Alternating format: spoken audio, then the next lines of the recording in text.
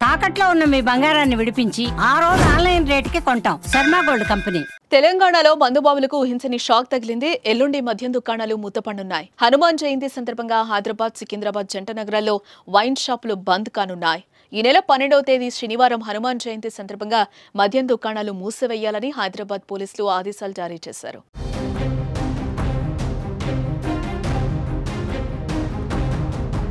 పోలీసుల ఆదేశాల ప్రకారం ఈ నెల 12వ తేదీ 6 గంటల నుంచి మరుసటి రోజు అంటే 13వ తేదీ ఉదయం 6 గంటల వరకు మద్యం దుకాణాలు మూతపడనున్నాయి. మద్యం దుకాణాలతో పాటు బార్లు, కల్లు కాంపౌండ్లు కూడా మూసివేయాలని హైదరాబాద్ సిపి స్పష్టంగా ఆదేశాలు జారీ చేశారు.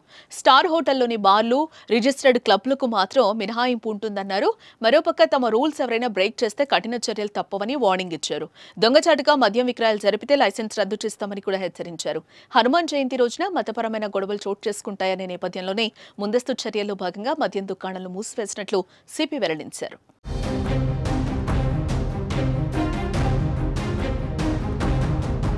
ఇక ఇదిలా ఉంటే మరోవైపు తెలంగాణ బెవరేజెస్ కార్పొరేషన్ లిమిటెడ్ మద్యానికి జారీ చేసిన ప్రకటనకు అనూహ్య స్పందన వచ్చింది. ఈ ప్రకటనతో మద్యం సరఫరాదారులు, తయారీదారుల మధ్య పోటాపోటీ నెలకొని దరఖాస్తులు అధికంగా వచ్చాయి.